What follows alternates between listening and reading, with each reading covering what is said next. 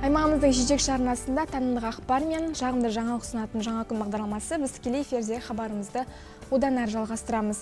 Мемлекет басшысы Қасым-Жомарт Тоқаев Қазақстан халқына арнаған кезекті жолдауында мемлекеттік бақылауға балама ретіндегі қоғамдық бақылау институтын қолдай отырып, тиісті құқықтық негіз қалыптастыру қажеттігін атап өткен болатын. Бұл орайда мемлекеттік органдар жұмысының деңгейін арттыру, мемлекеттік қызметтердің сапасын көтере отырып, бизнес пен халыққа жеңілдетілген және жедел қызмет ұсыну бүгінгі күннің басты міндеттерінің біріне айналып отыр. Қадірменді көрермен, осы аймағымызда көрсетілетін мемлекеттік қызметтердің сапасы мен жағдайы турасында студиямызға жайғасқан мейманымыздан сұрап білсек, ендеше таныс болыңыздар.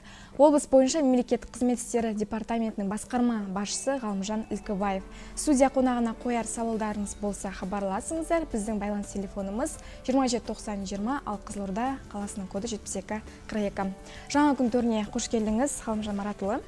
Енді әлгінде айтып өттік, бүгінгі күннің басты міндеттерінің бірі бұл жалпы мемлекеттік қызметтердің сапасын жалпы арттыру болып табылады. Енді бұл орайда мемлекет басшысы кезекті жолдауында нақты тапсырмалар берген болатын. Енді жалпы департамент тарапынан мемлекеттік қызмет көрсету сапасына бақылау жұмыстары қаншалықты жүргізіліп отырады? Әңгімеміз осыдан бастасақ. Қайырлы күн, Альбина. Біздің департамент осы мемлекеттік көрсетілетін қызметтердің сапасына бақылауды және бағалауды жүзеге асырады. Жалпы агенттік осы функция берілген.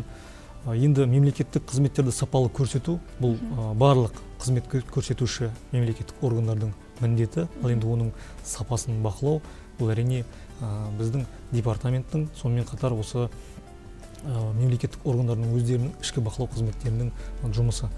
Енді біздің нақты өзіміздің бақылау мәселелеріне келетін болсақ, профилактикалық бақылау және де жоспардан тыс бақылаулар жүзеге асырылады.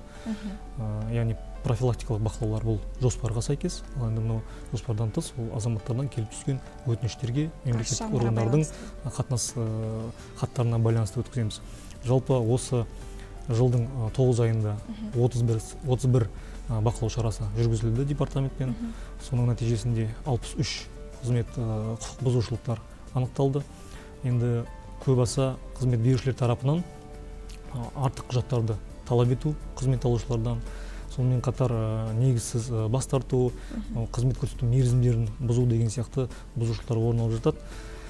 Әрине, ол бақылау болғаннан кейін оның нәтижесімен міндетті түрде тәртіптік жазаға тарту, сонымен қатар әкімшілік айыппұлдар салу деген шаралар бар. Жаңа айтып өттім, бақылау сыртқы және ішкі бақылау.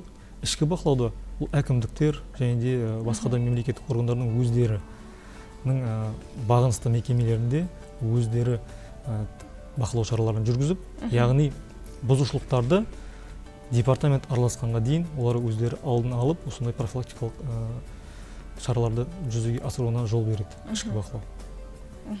Енді осы жалпы қоғам өкілдерімен бірлесіп жүргізілген осындай бақылауда біз қаншалықты сіздер нәтижеге қол жеткізудесіздер? Жаңа өзіңіз атап өттіңіз, мемлекет басшысының жолдауында, яғни мемлекеттік бақылауға балама ретінде қоғам өкілдерін тарта отырып қоғамдық бақылауды жүргізу тапсырылды. Осы орайда қазан айынан бастап біздің департамент жанындағы ведомствоаралық жұмыс тобы бар.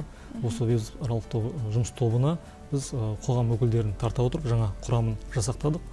Осы жаңа құрам мүшелерімен мемлекеттік кірістер департаментінің қалалық басқармасында, сонымен қатар азаматтарға арналған үкімет филиалының осы қаладағы бөлімшелерінде, мамандандырылған бөлімінде бақылау шаралары өткізілді.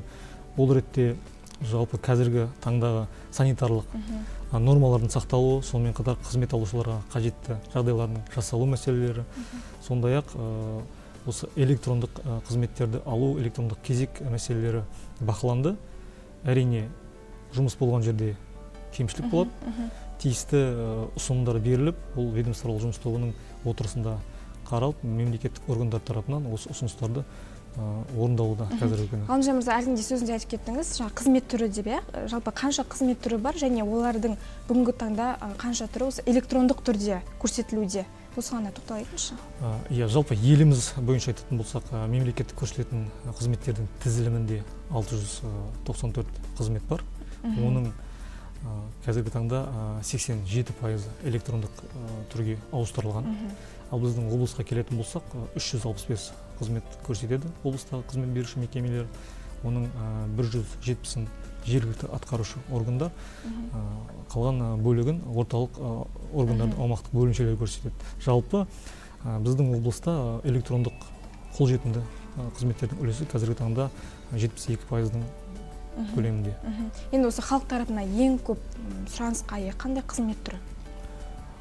Халық тарапынан сұранысқа көп қызметтер, бұл ең бастысы денсаулық сақтау саласына қатысты қызметтер. Жалпы облыстағы көрсетілетін қызметтердің 60%-нан астамына осы денсаулық сақтау саласының қызметтері ие. Ол енді дәрігерді үйге шақыру, жедел жәрдемді шақыру, емдеу мекемесіне тіркелу деген қызмет, сондай-ақ дәрігерге жазылу деген қызмет бар. Бұдан бөлек түрлі анықтамалар, соттылығы жоқ туралы анықтама, құқықтық статистика органдары беретін, сондай-ақ психоневрологиялық және наркологиялық ұйымдардан алынатын анықтамалар. Түсінікті.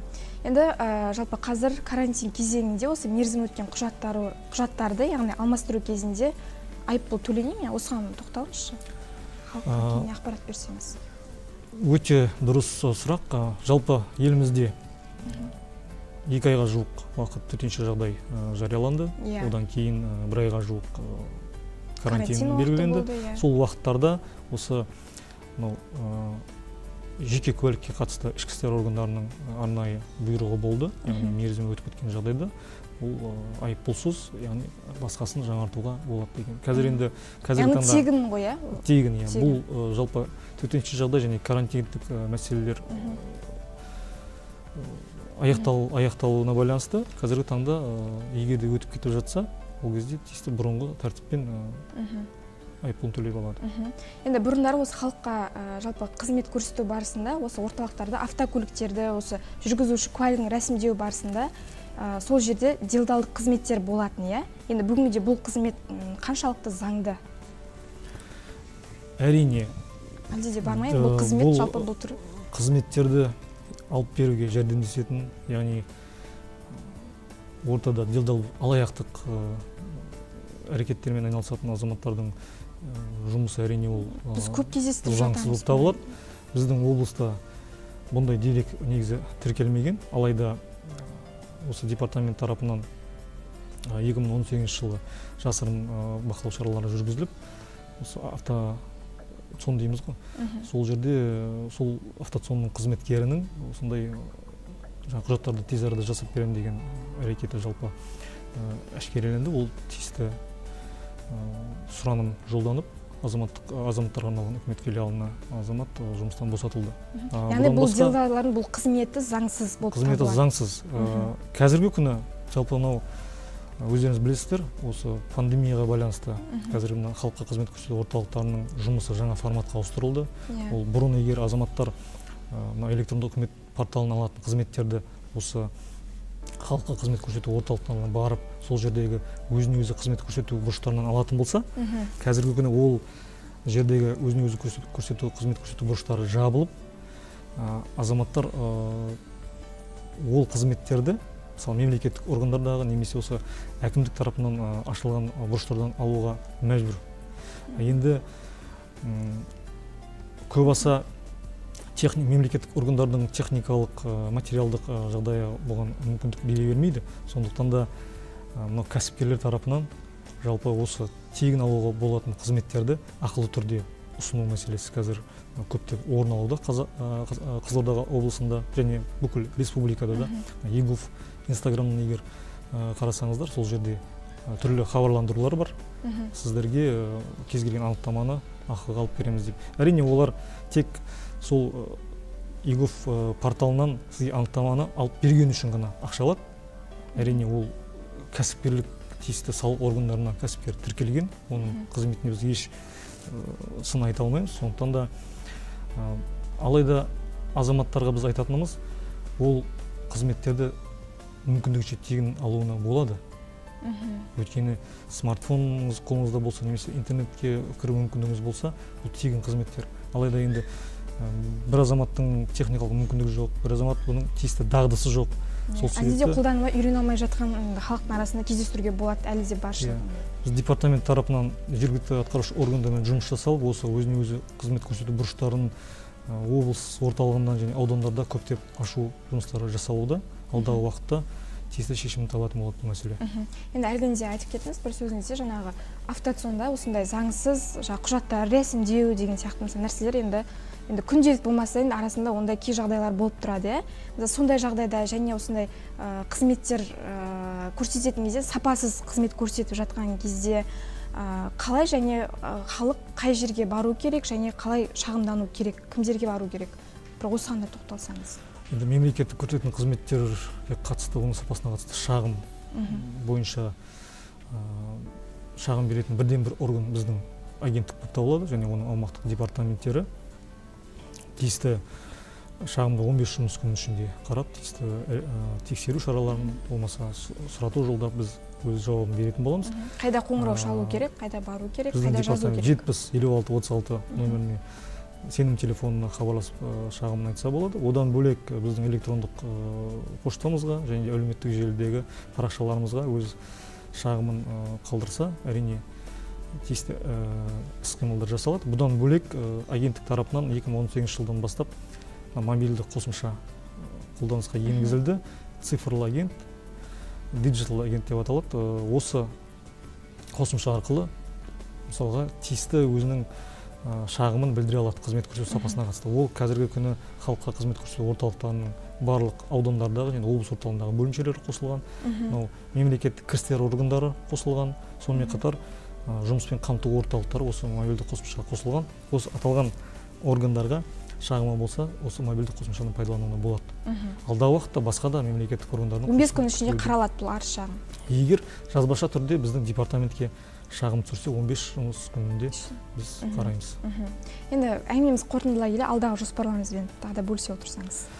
Біздің алдағы жоспар жалпы жаңа айтып өттім, осы облыстағы азаматтардың цифрлық сауаттылығын арттыру мақсатында тиісті мемлекеттік органдармен бірлесе ақпараттандыру, түсіндіру жұмыстарын жүргізу, сонымен қатар өзіне өзі қызмет көрсету бұрыштарын қолжетімді қылып, жер-жерде азаматтар көп жиналатын, мысалы сауда орындары, вокзал, автовокзалдың күту залдарында ашу мәселесі, сонымен қатар цифрлық өзіне өзі қызмет көрсету орталығын ашу жалпы жоспарлап отырмыз. Егер де осы әкімдіктермен келіссөзіміз жарасып жатса, алдағы уақытта жаңалықтар болады. Сәттілік тілейміз. Рахмет.